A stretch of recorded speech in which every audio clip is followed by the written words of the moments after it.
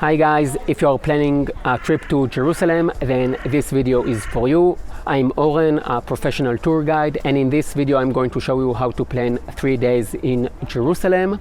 Now, if the weather is good, not too hot, not too cold, I recommend starting with seeing the most important sites, and I mean the sites that are here on the top of Mount Olives and the old city. There is no good public transportation to the top of Mount Olives, so you can all walk it. It's about 40 minutes walk from the city center, but it is quite steep, or take a taxi for about 50-70 shekels. Now, I recommend starting at the top, at the Chapel of Ascension, the place where, according to tradition, Jesus ascended to heaven. Now, there are many churches on Mount Olives: Paternoster, Dominus Flevit, Gethsemane, the tomb of the Virgin Mary. And the reason that there are so many churches is that Jesus lived here at the last week of his life. But also, if you're not a devoted Christian, you should come here. The views are amazing, and there are other sites here, like where I'm standing right now, the Jewish cemetery on Mount Olives. This is the oldest Jewish cemetery that Jews are being buried in. Jews are being buried here for the last 3,000 years. 2 to 3 hours are enough to see the main sites on Mount Olives. I recommend starting here your day when you have the sun at your back. There are almost no places to eat at Mount Olives and not a lot of shade, so have a bottle of water with you. In the old city, there are plenty of places to eat and drink. From the foot of Mount Olives, it's about 10 minutes walk, and then you enter the old city. You enter from the Lion's Gate. Now, the old city is very, very small, only 1 square kilometer, but it is the most interesting square kilometer in the world. If you enter from Lion's Gate, then you enter the Muslim Quarter. There are 4 quarters in the old city: the Jewish Quarter, the Muslim Quarter, the Christian Quarter, and the Armenian Quarter. Anyway, the biggest one is the Muslim Quarter, and once you enter Lion's Gate and you walk straight, you will see some metal plates with numbers, and these are the stations of the Via Dolorosa, the Way of the Suffering, from station number 1, where Jesus was judged by Pontius Pilate, to station 14, where he was buried. Today it is inside of the Church of the Holy Sepulchre. The first 7 stations of the Via Dolorosa are in the Muslim Quarter. From the Muslim Quarter, you can continue to the Jewish Quarter and see many synagogues and the Wailing Wall, one of the most important places for Jews. The Wailing Wall is basically a retaining wall that supported the temple.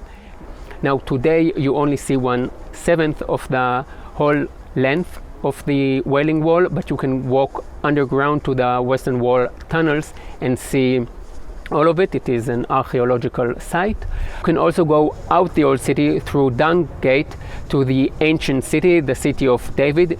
Yes, it's interesting. In Jerusalem, the ancient city is outside the old city, but if you want to know more about how Jerusalem started, then the city of David is a very interesting site. From there, you can continue to Mount Zion. Mount Zion is where you have the tomb of King David, the room of the Last Supper, and the church of the Dormition, where Mary fell asleep. From Mount Zion, you can enter the old city through Zion Gate, and then you are at the Armenian Quarter. It is the smallest quarter in the old city, and it is around the St. James Cathedral, which is only open 3 to 3:30. From there, you can continue to the Christian Quarter, and in the heart of the Christian Quarter, there is, of course, the Church of the Holy Sepulchre, where Jesus was crucified and buried, one of the most interesting churches in the world. Now, the church itself is not very impressive. If you want to understand the church, then you need to know what is going on, and in my booklet I wrote about it. Now, the sites on Mount Olives and the Old City can easily fill up your first day in Jerusalem. Your second day in Jerusalem, I recommend starting early in the morning by going up to Temple Mount. Temple Mount is where you have Dome of the Rock and the Al-Aqsa Mosque.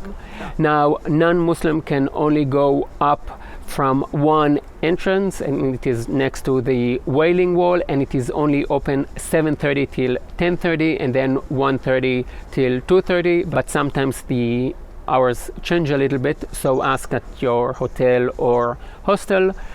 From there you can go out to the new city.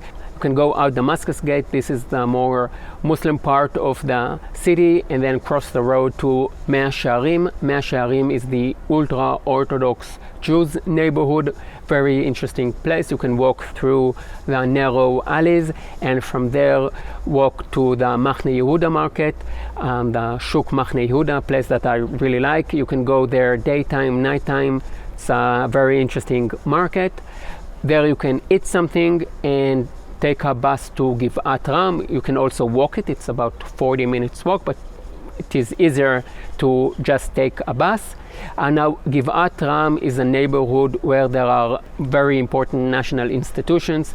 You have the Supreme Court, the Bank of Israel, the National Library, and the two sites that are important for you, the Knesset and the Israel Museum. The Knesset is the Israeli parliament building. You can see it from the outside, and on Sundays and Thursdays there are tours inside the Knesset that you need to register in advance in different languages, and in these tours they talk about the history of the building and the Israeli democracy. It's something that I recommend and most tourists missed.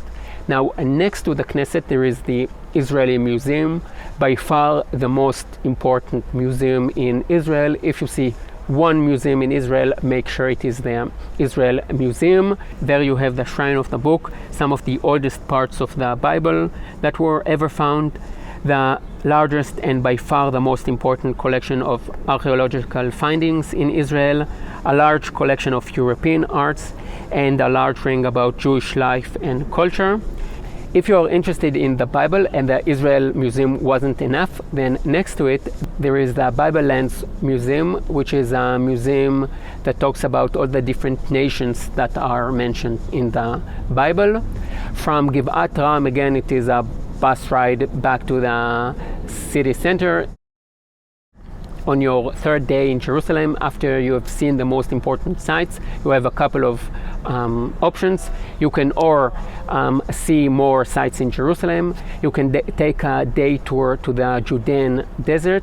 Now, I love the desert, and if you have time, then I really recommend staying a night over there. But if you are short on time, or if it is really, really hot and you don't want to stay too long in the desert, then you can take a day tour to the Judean desert. It's about an hour and a half ride from Jerusalem, and over there you have the Dead Sea, Masada, and Gedi, and you can see these places in one day. And of course, Tel Aviv is also an option. It's only 1 hour away from Jerusalem. If you choose to see more things in Jerusalem, if you have the time, then I really recommend going to Mount Herzl, which is also the name of the last stop of the light rail. It contains a number of important sites. If you want to understand the DNA of the Israeliness, then you need to go there. It is called after Theodor Herzl, the founder of modern Zionism. He's also buried at the top of the mountain. Former presidents and prime ministers are also buried at the top of the mountain. Down the slopes of the mountain is Israel's largest military cemetery, and Yad Vashem, which deals with the Holocaust of the Jewish people, a very good museum. From there you can continue to En Karem, which is a quiet village at the outskirts of the city. That's it, guys. I hope you enjoyed this video. If you are planning to come to Jerusalem, then you can also purchase my booklet. It is in English or German, and it will lead you through the main sites on Mount Olives and the Old City. Now, if you like this video, then please help me grow my new channel by subscribing. If you are coming to Jerusalem and have any questions, then please write them down here below. See you in the next video, and bye for now.